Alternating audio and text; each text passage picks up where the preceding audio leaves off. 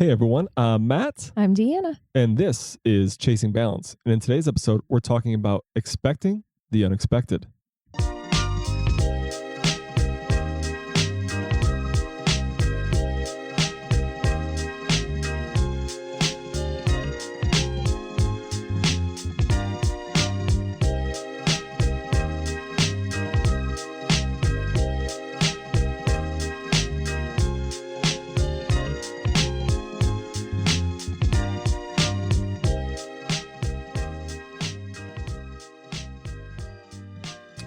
So, no matter how much you prepare or plan or read the parenting books, Yeah. nothing is going to prepare you for the unpredictability of having little minions in your home, little kids in your house. In this show, we're going to touch on how to adapt to the unexpected and that you should expect nothing to go as planned. So you can prepare, but you will not be ready. Right. And some of these stories that we're going to share, they may have sound horrible, while we were in it. Yeah. But we can look back and laugh at it. So we're not, as we go through these stories, we don't want to sound like, pessimists as far as it doesn't matter. Nothing's going to go to plan, but expect the unexpected. Yep. So the expectation versus reality of parenting. What did you, or is how, like when Preston was born. Yeah. And before he was born, how you expected like our life to be with kids, or how you expected how our kid would react. Is that what you had in mind? No. I thought, like, the case in point, I thought my maternity leave, it was going to be glorious. Yeah. And I was going to love being at home and being with him. He hated me. He hated everything about me. Well, breastfeeding was a challenge. So that was a big thing. It was horrible. And none of my sisters, they were like, oh, it'll be super easy. Your body will just know what to do. 20 minutes to feed them. And then it'll be 20 fucking minutes to feed them every 20 minutes. The kid was on me all the time. All the time. Yeah. And he wanted nothing to do with me. He was in a state of misery. And the first kid was very hard. Yeah. It got easier. Yeah. Right. Yeah. I had to do like 50-50 with nursing and with formula. And that helped a lot with his moods. And then you were able to kind of take over a bit. And that helped the whole newborn phase, I think. Now going forward into toddler phase. Yeah. Did you think that was going to be what you had in oh my God. He was a terror. He was rough. Yeah. He was so it was like, are you human? Yeah. He's an amazing kid now. Yes, he is. And we'll talk about later on in the show why he was, especially as a toddler, why he was so temperamental and why he had such a bad attitude and things of that nature, and what we had to do to kind of fix that.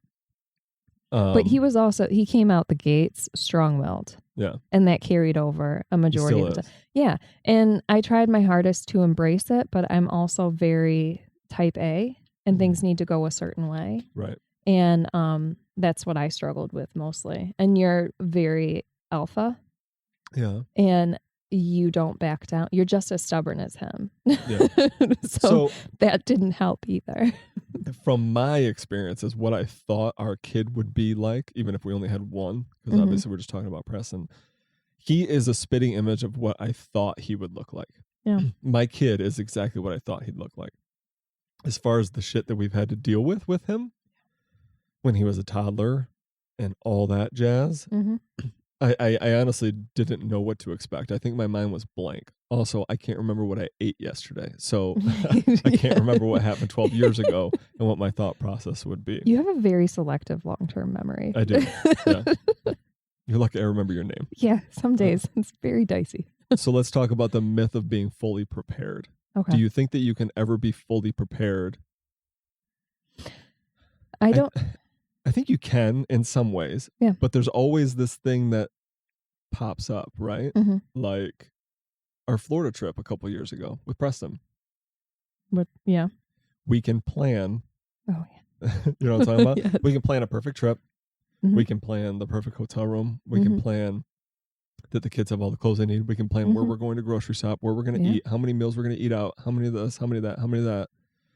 We can plan the stuff that we're going to do. We can plan just to stay on the resort. Yeah. But we couldn't plan that as soon as our plane landed and got our rental car, that Preston would puke everywhere in the back of the rental car. Oh my God. It was while so we're gross. checking into the hotel Just room. Carrots everywhere. Yeah. And then I got sick. You got sick. Max was sick. And Braden was the only one who didn't. So we spent the whole time in the hotel room for 5 days. Yeah. And I had to brave the outdoor elements of the sun and everything while trying to hold back barf so that he could at least enjoy himself in like the slightest bit. So you can plan, but you will never be fully prepared. And I don't think that's really with, I mean, that's with everything, right? I mean, that's not just kids. I mean, look at the marathon we trained for. We didn't know. Like we trained on some hard surfaces here and dirt roads. And then we get there and we didn't know that we had to literally run up steep steps made out of like cobblestone. Yeah, that was intense. Yeah. I hated that. And there's and nothing was marked correctly. No. And it was like you were just in the woods while people were running. And my biggest fear is being chased.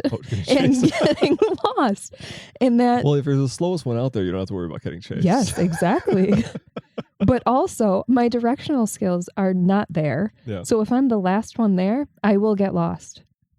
So anyway. So it goes back. Yeah. Anyway, it goes back and forth with children, with everything in life, even stuff that you're training for, preparing for. I don't think that you can ever be fully prepared, and you have to be flexible, especially as a parent. Yeah. But I will say that I feel like if you're the type of person that like babysat when you were younger and you were more exposed to that, you would be a little bit more prepared in your adult life to see like. Do you feel like you were prepared? You babysat a lot. But more toddlers, right? Instead of babies. Yeah, I don't like babies. I didn't like babies. When I was that age, I didn't feel comfortable like holding a baby. It was like that EO feeling like I'm going to break it. Yeah. But I felt like I was a little bit more prepared. But also I went through teaching. So I was around them, around a bunch of kids when I was. Kids that can communicate though. Yes. So it's harder, obviously, like we said with Preston and nursing and a baby. And just like, I don't, first kid, you're like, I don't know what you want. What do you want? Tell me. Tell me. They say that, babies have different cries.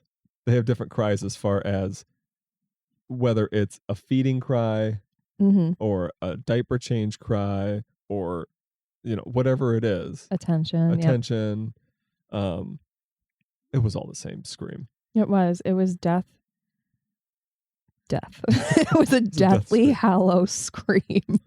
Moving on to the expecting the unexpected with sleepless nights and unpredictable days. So the illusion, and I don't think I had an illusion of that we would be getting a perfect night's sleep with a baby and kids.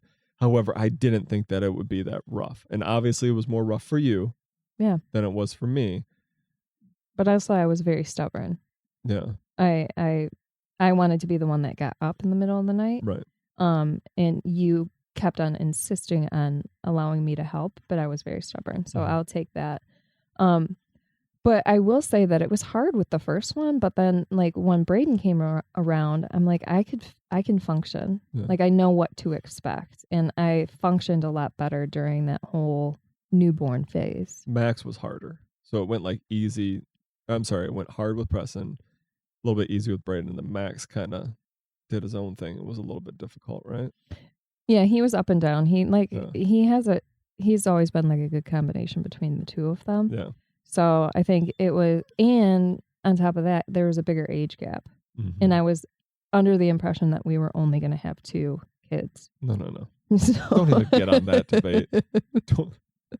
Don't act like you didn't come to me and tell me that you wanted to have a third baby. And then when it happened, you're like... There was a lot of vodka involved in that discussion. We don't drink. We don't promote alcohol or anything like that. So, um, so about the sleeping, there's a thing with the naps that I think I kind of maybe put in your head. I don't know if I did or not. And I actually think about this a lot, even though it's like years past. Yeah. Like in the baby books and in the baby advice columns and all that stuff, it would say like, if your baby's napping, you should be napping. And I always thought in my head, like, that's so much bullshit, because like, while the baby's napping, that's your time to be able to do stuff. Yeah. Like, where you don't have the baby there attached to you. And now that we're older, and Max was, when Max napped, I napped, know. And obviously I, hopefully I didn't put that on you when I said that I call that bullshit, that, you shouldn't have napped at that time. Or not, I'm not saying, I didn't say you shouldn't nap, but I'm saying like, I don't understand why I would say to nap while the baby's napping, but now I completely understand it. Yeah. Does that make sense? It does make sense. However, I don't remember that. So okay, good. I think we're good. All right. You can let go of that guilt. Okay. So now with napping, you and I kind of take turns. Either we're not feeling well, or we're under the weather, or something like that. I mean, the kids are older now, which is nice. So, but I mean, prior to the pandemic, we didn't do that. No, we didn't. I think the pandemic really let us get into a really comfortable, relaxed state while the world was falling apart. Well, it's but I mean, like in our safe haven, I feel like we just kind of like helped them become a little more self-sufficient so that we could step away for 20 minutes. Yeah, but I also think it comes down to, and you and I were talking about it before too, like even a couple weeks ago, like if you go out and you do something and you come home and I'm sitting on the couch looking at a movie or looking at a news article, like I feel guilty. Like I feel when that garage door opens up, I feel like I got to get up out of my seat and make sure that I'm doing something, either picking up a clothes, toys, something, or at least working. And you said you felt the same way reading your book or whatever it was. Yeah. Like we have this guilt with each other. Yeah. And it's we're not allowed to relax. Exactly. When I hear you walk across the catwalk, I instantly close my book and like pretend like I'm doing something else, because I just feel guilty from just sitting there reading. Yeah. Or just relaxing. So let's stop doing that to each other. Okay. But I feel like I'm not going to do anything if I don't do that, because the books that I read, I get very You have your hobbies. With. I have my hobbies. Yeah. We can be lazy at sometimes. We can take naps. We do both make money and contribute to this household. Why can we not relax? I don't think that was ever an option. No, it's an option now. Okay. Yeah, you're allowed to. Am I allowed to? Questionable. Okay. So naps are key. I would definitely say that naps are key as far as, raising whatever it is, from a baby to 3 kids, right? Dogs, whatever, you need a nap. Yeah. The next thing would be is the toddler rebellion. Now, I don't remember, and I was asking about this when we were writing the show, like I don't remember there being really like a rebellious phase as far as like, the kids being like, no, I want to do it. I want to do it. Don't touch it. I want to do it. Like they don't want mom and dad to help anymore. Mm-hmm. I don't remember that. Do you remember that way as far as? I don't really remember it until they went to school, because all of them have gone to Montessori. Yeah. And that is very kid led.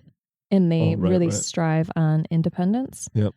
So then it turned into something where the teachers were telling us, no, they can carry their book bag. No, they can put on their coat. Yep. No, they can zip up their coat and tie, put on their shoes and all this stuff. So then we had to kind of step away.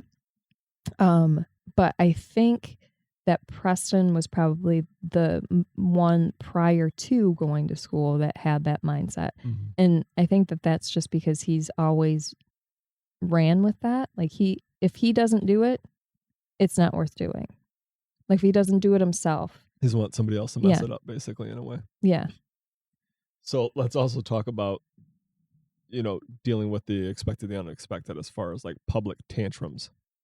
Oh, yeah. So we've, no matter how much you plan to go to the grocery store, whether the babies or toddlers or whatever, it's mostly when they're toddlers, when they have these, if you bring all the chew toys, you bring all their snacks, and you bring, milk, and you're at a grocery store, you can grab something there if they want something else, and And it ends up, them having their snack cups and they pull it out and then all the cereal goes out all over the floor in the grocery store, right? Those puffs. Or those little yogurt bites. Yeah. Or, if they want to get something, they just have a full-blown, meltdown because they can't get something at the store or something. Yeah. There was a couple times I didn't know how to deal with that. And I literally left like $200 worth of groceries in a cart. I put Preston in the car and just left. Yeah. Like I was like, I can't do it. I can't do it. There's no way. And so expect that to happen, even though you're expecting the unexpected. That's an unexpected thing that's going to happen. Something is going to set these kids off. Yeah. There were times where I could always publicly handle the temper tantrums because my mind went to, if there's somebody that has a problem with it, they can fuck off. Yeah. And if I see a mom, I know she's thinking the exact same thing I'm thinking, like, just wait. Yeah. We're going to be home and you're going to chill out and I'm going to be able, Right. So I tried to really dial it in and ignore it and not give in. However, what I couldn't do was when they weren't in the cart. Yeah. And they were running about. And there was one time where I had a cart full of stuff and Preston ran and he hid in one of the clothing racks. And that's fun to do as a kid. No, that terrifies me because one of my biggest fears is my kids just disappearing or being taken away from me. Right. So I literally picked him up like a 2x4 in my arm and I just left and carried him back. Yeah, I carried him home. Or into the car. Wow. That was before we had cars. Fuck off. No, I carried him to the car and I just left everything there. Yeah. And that was the only time that I think that I had that. Everything else, I pretty much gritted my teeth and kept on going. We have talked about, I think I talked about this before about, we're talking about the Making Friends podcast. Like, who cares what people think about you? I have tried to, and I think you have too, we've tried to come to this realization of, things are going to go wrong. Our kids, especially the little ones, are going to have an outburst. The fact of the matter is, once again, you're never going to probably see these people again in your life. Yeah. Right. And they're probably going through struggles too. And if they're looking at you a different way, then that's them judging you when you could be judging them and all that jazz. So really, you deal with these tantrums. The first one or two are just going to take you by surprise. And she's oh my God, what do I do? And you almost kind of go in this panic mode. And like you and I did, we just left the store. We're just like, we can't do this. We'll go back by ourselves. And then, you learn from that and you try to make it to where you don't care what other people think and you just kind of let it just roll off and just, they'll get over this tantrum in 2 to 3 minutes when something else interests them or, something else catches their eye or, you make something more interesting at the store and it'll be over. And you might never see that tantrum for another couple weeks. Right. Yeah. So you get used to that stuff. I will say with our kids, Preston and Braden both were, they got over things relatively quickly. Yeah. So the tantrums held for maybe 5 minutes at most. Max holds on to it for days. Days. Yeah. And that's not even an exaggeration. Days. He will. I'm here with you. Oh, you're telling them? I'm telling them. There are times where he asks the same question over and over and over for hours. Yep. And I swear it's some type of torture mechanism that he has built into him. Yeah. I don't know.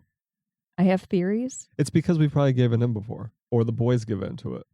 That's probably why he keeps doing it, because it probably works. And it does. Yeah. Because I want to take a pencil to my ears before I hear him ask for another Lego set. That brings up another thing, picking your battles. I am very terrible at that. So, and this happened just a couple nights ago, right? Like, what did Max want? It was the end of the night. It's right before bed. What was it? I don't know. And he just wanted like a snack. Obviously, it's probably food, right? It's always food. And he wanted like a snack. And you were hell-bent on, no, you were not having that. You were putting your foot down. And it was like a little tiny snack. Listen, I get it. He's had 7 prior to that. But it was like, is this really the hill you want to die on tonight? Like, Yes. Just At that pick point your in battles. time, yes. There's some stuff that your kids are going to be so, hard-headed on that it doesn't matter, what you say. If you give them reasoning, if you talk to them like an adult and they just don't understand it, it's something that they're hell-bent on. Mm-hmm.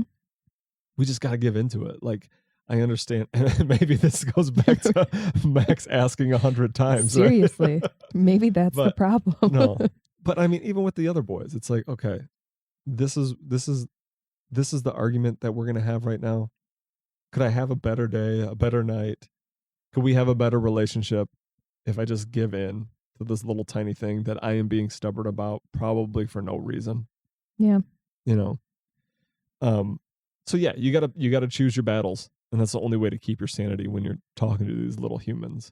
Yeah. You don't seem to agree with me. Well, I mean, it's just very hard for me to, because of the fact that he will continue, because he knows that I'll cave eventually. And then sometimes I'm like, you are not winning. Yeah. You're not winning this war. And it might be, an apple. Like, he just wants an apple. And I'm like, you've already had 7 snacks. You've already had 6 apples today. Yes. Your belly You're is going to to explode. Yeah. And I'm going to be the one wiping your ass. So I'm not doing that. No, I get it.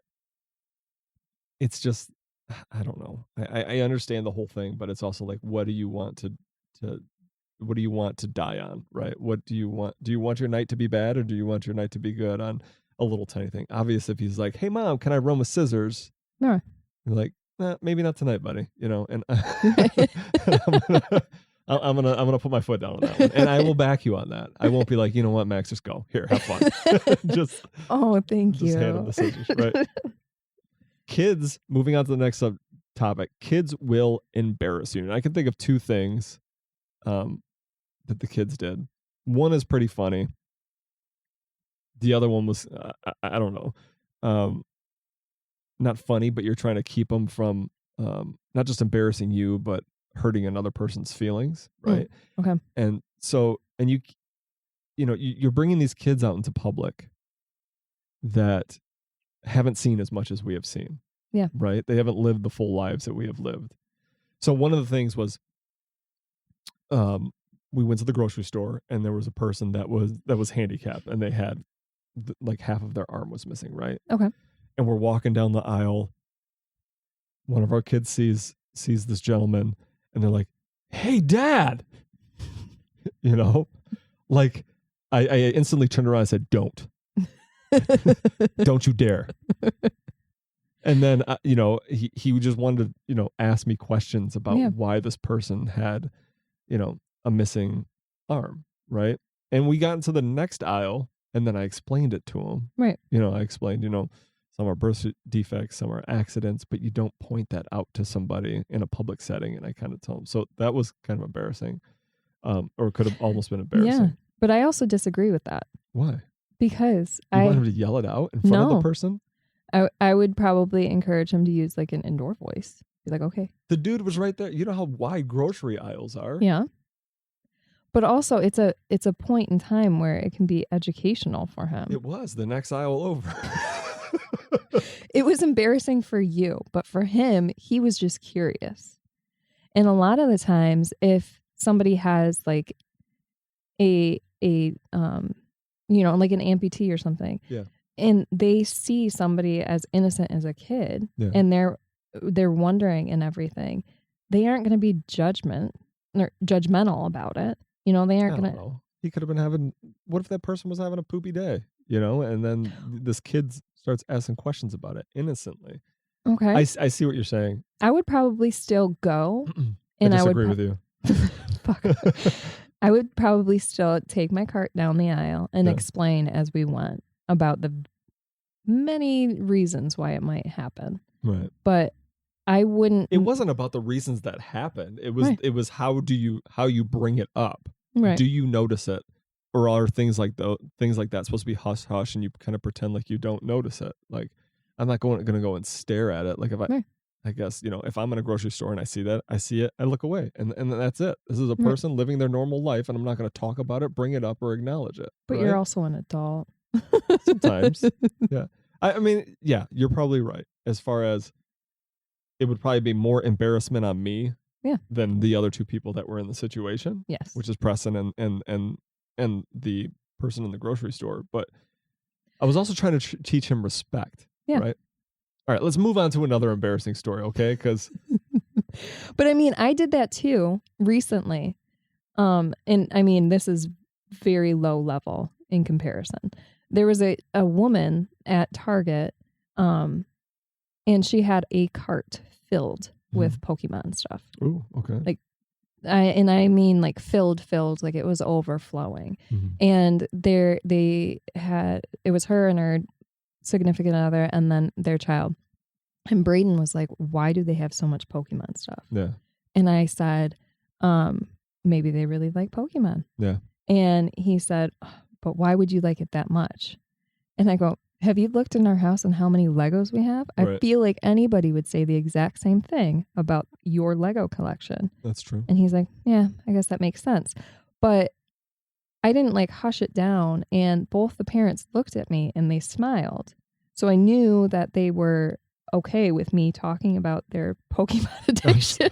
I'm sorry. I understand your story, but we are comparing arms to Pokemon. I think we have. I understand what you're saying, but I'm saying it's the same concept. Okay, it's not.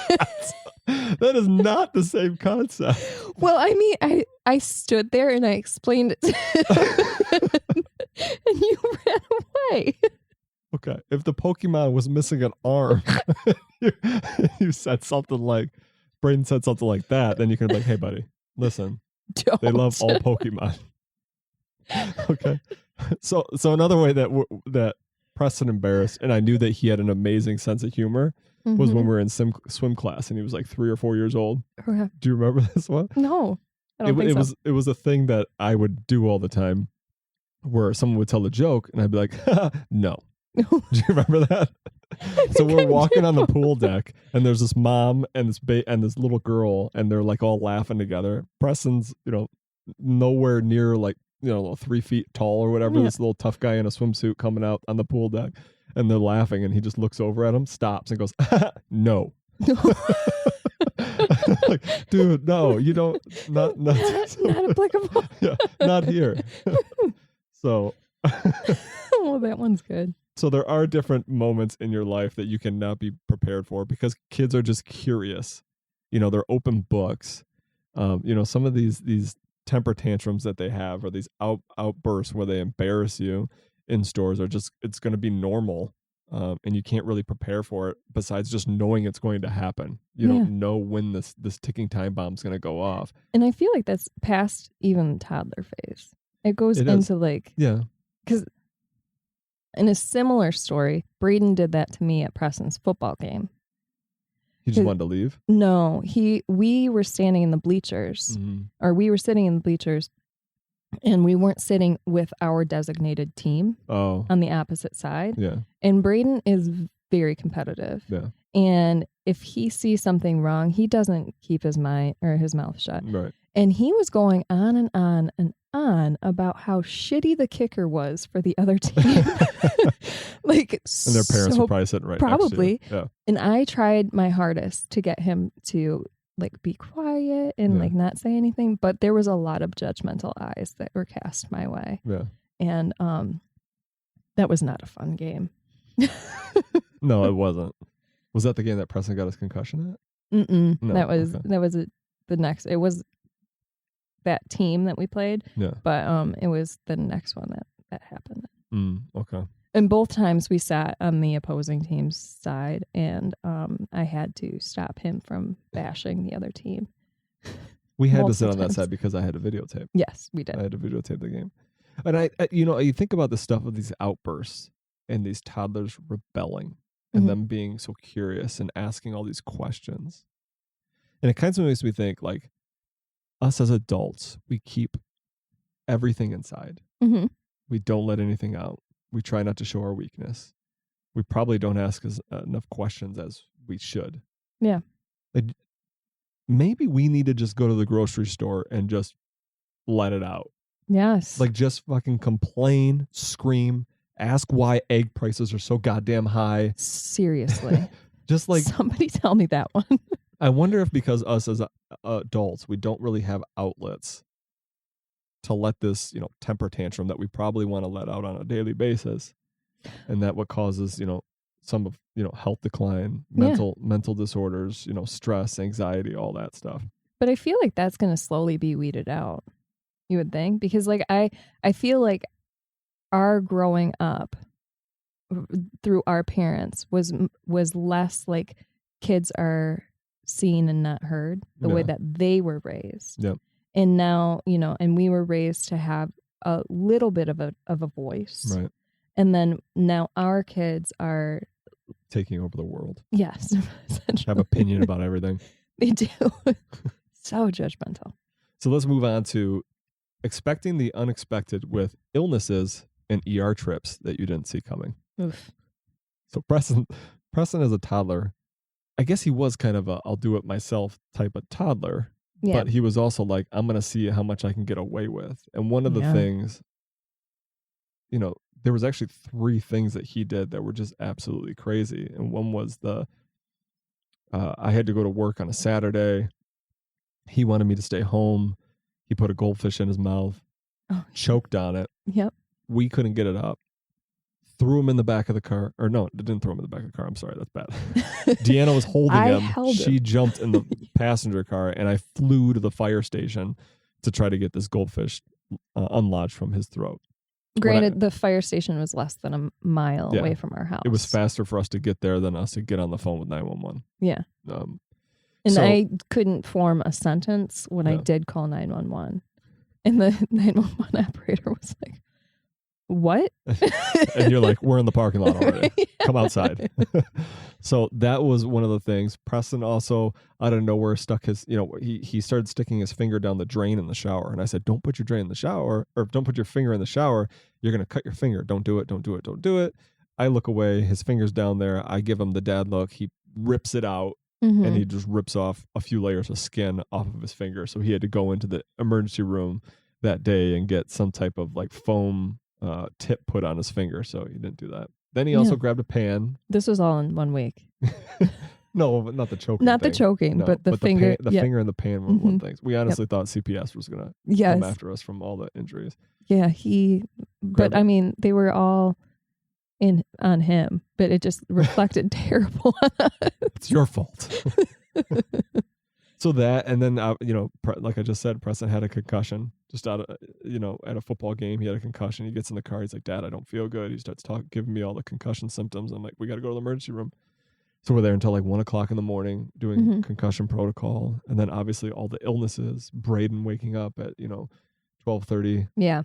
It always. So here's something that you can plan for. This is what you can expect. Mm-hmm. When your kid gets sick, it is always going to be the worst in between 10 p.m. and about 3 a.m. Yeah. And that is when you're going to have no doctor's offices are open, no urgent cares are open. You're going to have to go directly to the emergency room. You're going to go there. They're going to say, he needs Tylenol and Motrin. He's constipated. Yeah. Go home. And that's what's going to happen. Yeah. But you love these kids so much that you don't want anything to go wrong with them. So like even 104-degree fever, we were like, oh my God, we got to take him. So I rushed Braden in. We get there. They give him some Motrin. And then, $200-$300 later, we're leaving. In fairness, he had the 104 temperature, and then he was complaining that his heart hurt. Yeah, he was complaining that his chest hurt. So obviously we're going to take him in for that. Yeah. But really it just ended up being most of the things that your kids go through are going to be Tylenol and Motrin and rotate those on and off. And that's what they're going to say. And give them fluids. Yeah, much fluids. Give them some Pedialyte or Gatorade. But just expect that you're going to have these panic moments. And I'm not saying don't take them to the hospital because I will still do it to this day. Yeah. No matter how much it costs, just to make sure that they're okay. Getting sick at the worst possible time. That's what will happen. Any holiday. Yep. Leading up to that holiday, the week before that holiday, they will be sick. Yeah, on vacation, when you just pick up your rental car, they will be puking inside of it. Yep. even just having family parties over here at the house. We had Uncle Chris over here, and then Preston just all of a sudden got a stomach ache and he just started puking. Sorry. So, yeah.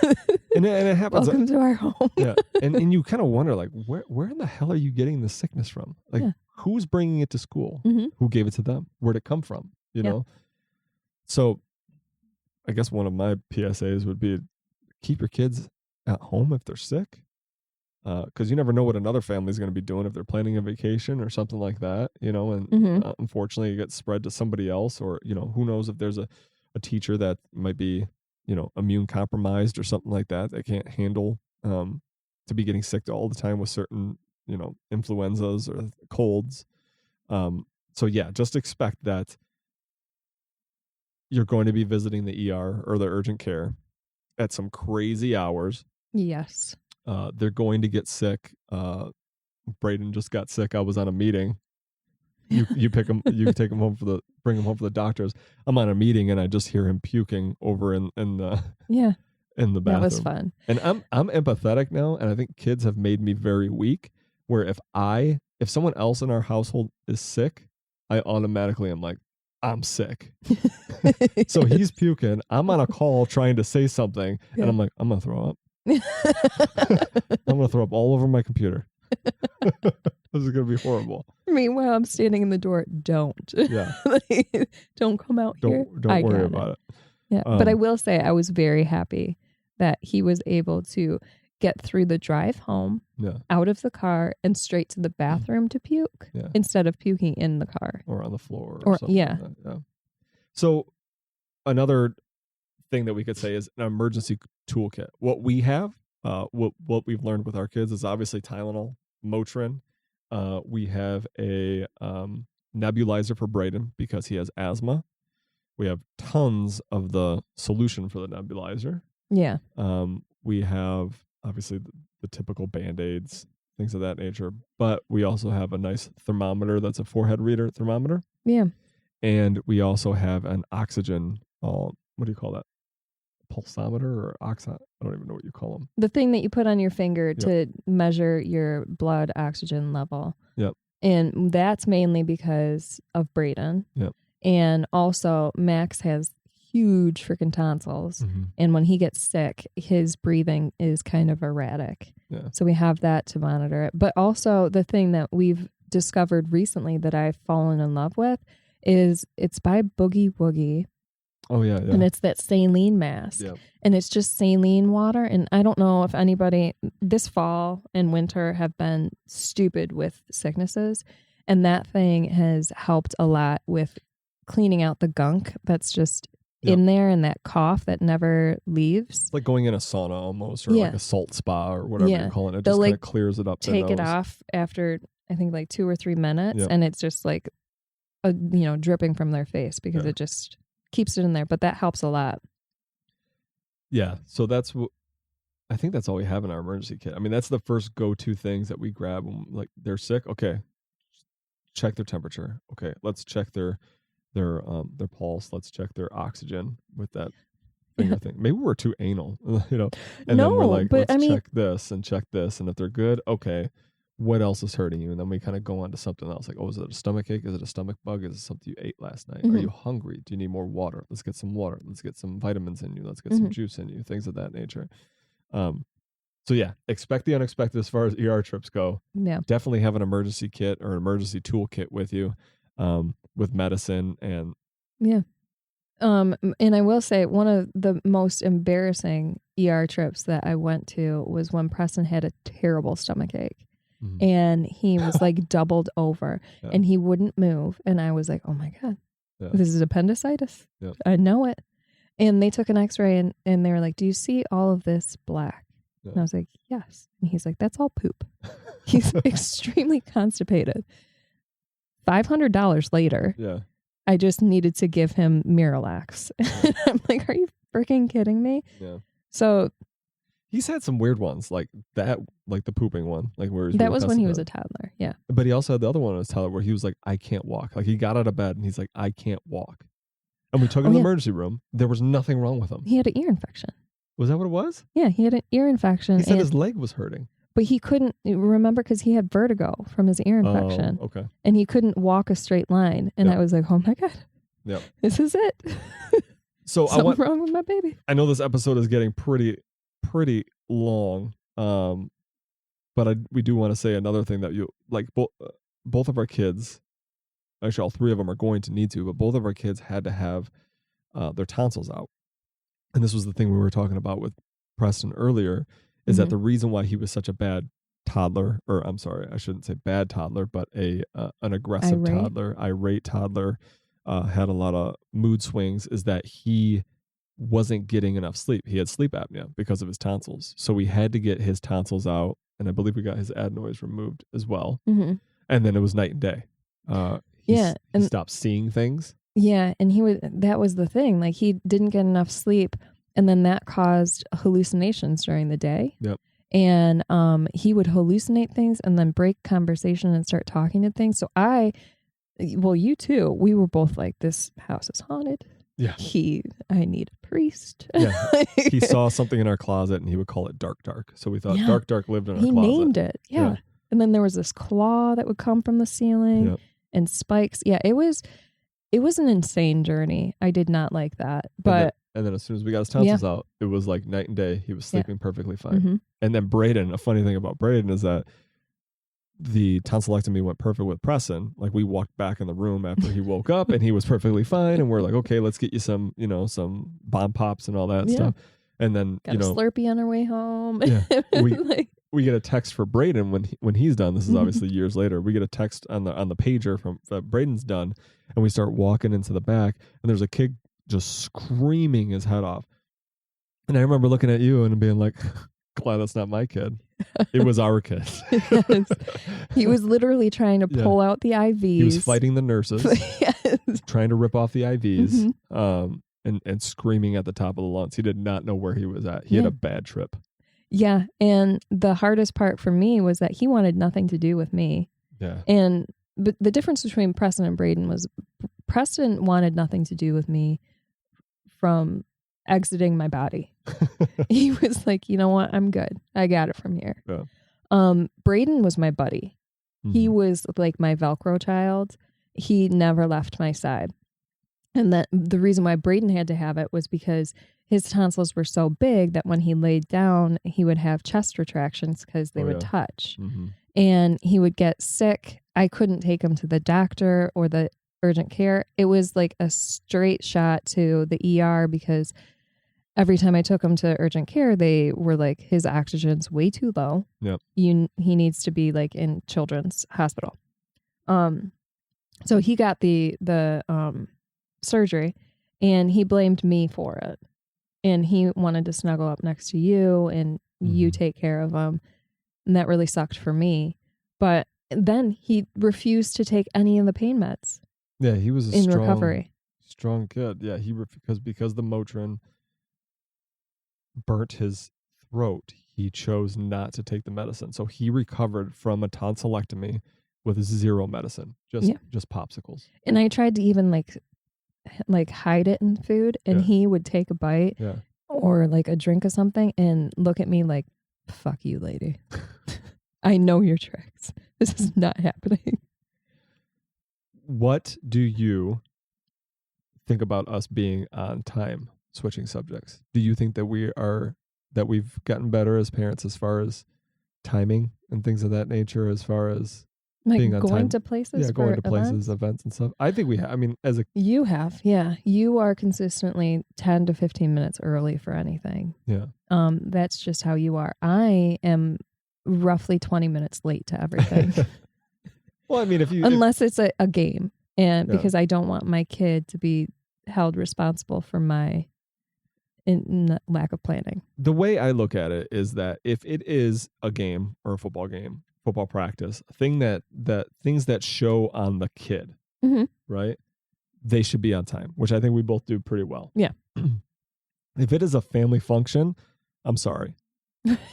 If it's a work event, I'm sorry. I don't even go to those. Yeah, I decline all of those. If it's a doctor's appointment, I might be 5-10 minutes late. Yeah. If it's, something that doesn't involve my kids missing out on something, then I'm going to be late. And it's not because the kids are making us late. It's because our lives are busy. Now I can understand when we had, Preston as a baby, you pack up all the stuff, and as you get older and as you have more kids, the bag of crap that you bring everywhere gets smaller and smaller and smaller and smaller. Yeah. So I don't think that we're as late as we used to be. But yeah, if it's a family function, a work function, a doctor's appointment, something like that doesn't affect my kids, I'm not going to be punctual to it, or I'm not going to be as stressed out about it. But if it's a band concert, a football game, a soccer game, something like that, then I do want them to be there on time. And I try to make sure that they are there at least 15, 20 minutes early. Yeah. And I am the same way, but because it's ingrained inside of me that any place that I go to is within 20 minutes, regardless of the actual GPS location of that, I have to trick myself. So everything in the calendar, I put like an hour ahead of when it actually starts, just so that I can be there on time. Because you're an hour late off of what was in your calendar. Well, it's like they have to like factor in like 30 minutes for like warm-ups before the game and all that stuff. But and I know that, so then it doesn't work entirely, because then I go, it's a process. My mind is crazy. So getting ready to go out the door, and expect the unexpected, especially with newborn babies, because that is when they are going to spit up, when they're going to cry. Babies are, they won't sleep the entire week, but when you have something to do, that is the day that they sleep in 2 to 3 hours, right? Or they have a really long nap. So if anybody holds that against you for being late, screw them. Obviously, they probably aren't a parent if they don't, if they're mad at you for being late to a family function, especially for work. Obviously, don't take this advice. You need to be there on time. But they'll have an unexpected blowout, or they'll sleep in, or they'll sleep past a certain amount of time. I did want to talk about an unexpected blowout that I thought was funny when we're writing this, is that this wasn't really for being on time or being late, but it was. Do you remember Harmony's wedding? Yes. So we bought Preston this really nice onesie that had the tux tie on it, or the tux bow tie on it, cute. and everything. Yeah. So he was all super cute and everything. It was like maybe first, 6 months. Yeah. First big event with him, whatever. Yeah. And he just had a complete blowout. I mean, all up his back and everything. And I had to, we went to the family restroom, I think it was. And I just hulked that onesie off of him. Like, it was done. Like, that's how bad it was. So there's something. Always make sure that you have a change of clothes. That's for sure. Multiple. That's one thing that doesn't dwindle, is that snacks may dwindle, things like that. But yeah, always have multiple clothes, because babies' poos are unpredictable. They are. Money, messes, and managing expectations. The financial surprises of parenthood. I think they say you spend like $1 million on each kid over a lifetime that you have them. I can believe that. Gross. I think that, some of the financials that are unexpected with the kids is, one thing, how much food they freaking eat as soon as they become, over a toddler. Yeah. I mean, they eat so much food. 2, they grow out of clothes so fast. Yeah. And, we used to do hand-me-downs from our siblings and stuff, but our kids are so hard on these clothes that it can't be hand-me-downs. Yeah, it cannot. I have not passed down one pair of shoes from Preston to Braden, because he is so hard on his shoes. Yeah. And Braden is like, he slides for everything. He does like the soccer slide. So all of his pants just are coming trashed. to dinner, he just goes and slides on that. Seriously. And I can't pass any of that down to Max. Yeah. But I will say that I can't pass stuff from Braden to Max, because they are virtually the same size. Yeah. Yeah, that's true. But everything gets stained. Yeah. Everything is, has holes in it, or some kid in their class went right marker on it. Yeah, never came out. That would be one of the financial things, would be clothes, food. If you can't breastfeed, formula was pretty expensive. Diapers are stupid. Diapers are really, really expensive.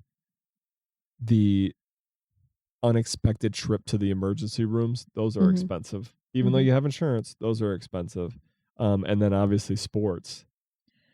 Sports keep on getting more and more expensive, And if you don't do the older you get, the more expensive it gets, especially if they shift over from like rec to like a club team or something, then that price is stupid. You have to pay dues out here. And if you don't do your parenting duty, like if you don't record a video game for the football team, then and you don't do certain amount of bulldog duties or eagle duties or whatever it is, then that $500 or $600 deposit that you put down in the beginning of the season that goes to the league and you don't get it back. They actually cash your check. So and I think that was the stupidest thing when he did baseball. It was like you had to come out and like do the landscaping for the field. I was like, are you fucking kidding me? Cash my check. That's stupid. You had to weed and grade and all that stuff. Oh my God, it was stupid. And I'm like, why don't you just increase the price of the baseball and then hire a landscaping company? It's a city park.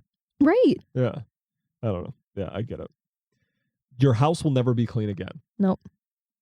I didn't think my expectations of this. Yes, I thought the house was going to be dirty. Yeah. But I didn't think that I would have to be cleaning and painting walls almost yearly. Yeah, I didn't think that it would be to the level of having peanut butter smeared on the wall for days without anybody recognizing it. Yeah. You know, and then being like, where'd this come from? You got peanut butter on one wall, toothpaste on the other, pee on the bathroom wall. Yeah. There's like, we have one area that is supposed to be like a formal dining room area, whatever. It's not like super formal or lavish or anything like that, but it has really nice chairs covered in yogurt. Just every time we have like a family event, I have to wash those so thoroughly. No, I feel like we have, even though we're bitching about it, we're being pessimistic about the stuff. But I do feel like as we, look back on the emergency room visits, we kind of laugh about that. We look back on the embarrassing moments in the grocery stores. We kind of laugh about that.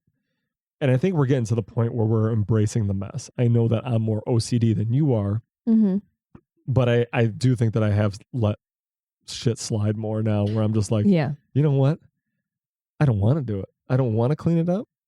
I don't have time for this, and if the kids don't do it, they don't get their allowance money. It is what it is. Yeah. Yeah, now that they've advanced into a stage where they can kind of be held responsible for their own stuff, then I think we both have kind of let go of the reins a little. The only hard part is that like I don't trust them in terms of like disinfecting cleaning. Yeah. Like they can handle the mess, but it's like, did you really? You didn't really clean it. Did you really clean it? You didn't scrub. You didn't put any elbow grease in. Yeah. Did you?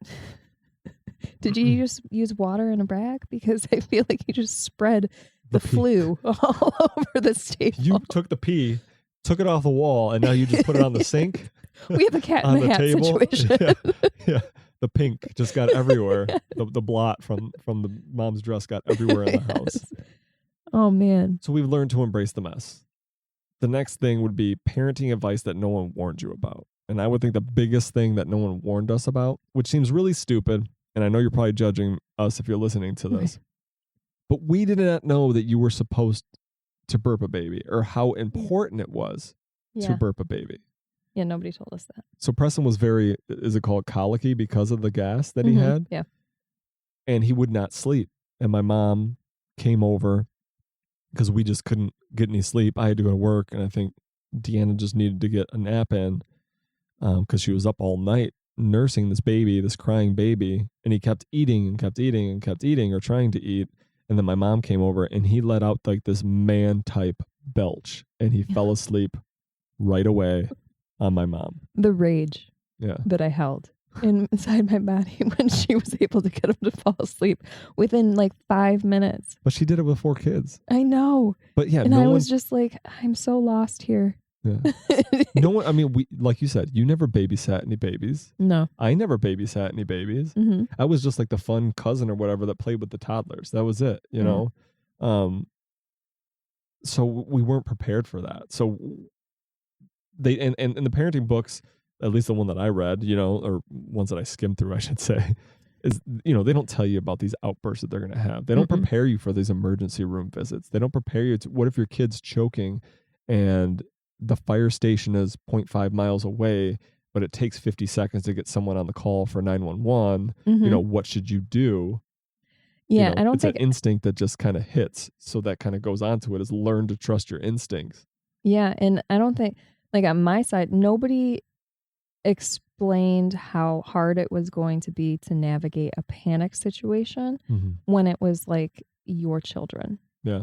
Like, I think that I can handle panic situations relatively well. But when it comes to my kids, I don't. I freeze and I don't react very quickly. I've gotten better over the years, but with Preston, it was like, what do I do? Yeah, I kind just froze. Yeah. And you handled it so much better. There's a lot of things that you can read about that you can kind of mentally prepare for that either will happen and you'll handle it great, or will happen and you don't handle it great because it's a completely different situation or a completely different outcome. And it's actually, instead of just sitting there reading a book, kind of memorizing things as like a test, when it actually happens, you're not going to know how you're going to react. Right. Just like we've never, had a certain situation, where a house is burnt down or something like that, knock on wood. I don't know exactly how I would react. Right. Oh, wait, we did have a situation. Just Our grab your apartment computer. burnt down. See, and that's a good example of my panic, right? Our first apartment burnt down. I'm getting in the shower. I'm like half naked. I'm getting in the shower and someone comes and starts banging on our door wall. And I'm going out there trying to go fight somebody. And then I look in the glass off of the reflection. The reflection of the other apartment. Yeah. And I see flames shooting out of the top of the apartment. And I'm like, oh my God. So I go around and I unplug everything. I shut all the doors, make sure that, I don't know if the windows were shut or whatever, just to, suffocate it, all that stuff. And I grabbed the 2 dogs that we had at the time, grab all the, the most important things, the dogs, everything was shut off in the house or in the apartment, everything. We get outside and Deanna's holding her laptop. In fairness, my mind was, I had finals that week. And your dad just got you that laptop. And I was like, I need my computer in order to finish my finals. So yeah, that kind of shows how we are as far as panic situation goes. But you have gotten better for sure. Yeah. Especially if we think we hear the kids choking or something, you obviously just run straight for them. I don't know what you do to them when you get there, but just stare at them. No. Growing up too fast. So let's kind of reflect on the kids growing up too fast. Yeah, I think we do kind of get caught, or at least I do. I get kind of caught in the moments like, man, this was kind of a rough day. I just need to go to sleep and get a restart tomorrow. And then you keep thinking on that of, this might have been a rough day. This was a rough day. This was a rough day. And then before you know it, your kid's 12 years old. And you're like, man, we got to stop wasting these days that are rough or challenging. And I guess try to find a silver lining to it. Stop cleaning the house all the time. Stop worrying about the messes. Stop worrying about the temper tantrums. Stop trying to have that perfect Hallmark movie, life, house, appearance. Yeah. And kind of, take it as they come. And the unexpected moments kind of become some of the ones that you treasure the most, that you can actually think back on, Yeah. I think out of one of those days where we were just having a rough time and we couldn't leave the house because it was winter and our state sucks in the winter. Yeah. Sprouted a thing within our whole family where we created the game, the ball game that we play in the house. Oh yeah. And all of the rules and everything. And it's like the one thing that we just made up. I was running around with Max in the baby carrier. Yes. Yeah, he was only and you had to go on the indoor trampoline in order to. That was your safety reset. Yeah. And then you had to go up into the wall if you hit somebody in the face. And you would have to cover your bits and your eyes. You have to face the firing squad if you hit somebody in the face with the ball. But I mean, that came from having a terrible day and a rough day, and then sprouted this thing that we share in our whole family. This trademark family game. Yeah. And it was kind of our way to kind of embrace the chaos and go on. So expect the unexpected, slow down, and be present in the chaos. And you know, this is kind of a thing where it's like, practice what you preach. Mm-hmm. Deanna and I may seem like we have it all together on this podcast, but we don't. No, not at all. If you got a little glimpse in my brain bucket, you would be concerned. and it's something that we got to work on as far as like parenting is a journey. It's not a checklist. Expect the unexpected and just roll with the punches.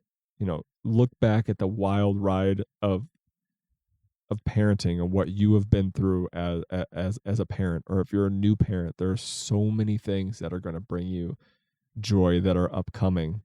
You know, I found it funny that, you know, we'd have a horrible, terrible, no good, very bad day, you know, and then I'd see Deanna scrolling through pictures of that same devil baby that was screaming at us 2 hours ago, scrolling through pictures of him that day, or, you know, looking at the baby monitor, just in awe of this baby.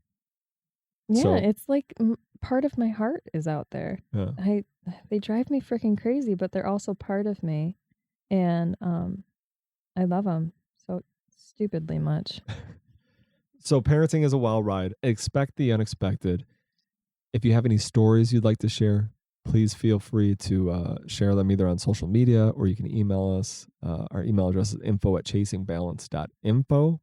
Our final thoughts is really just embracing the unknown, expect the unexpected with humor and love.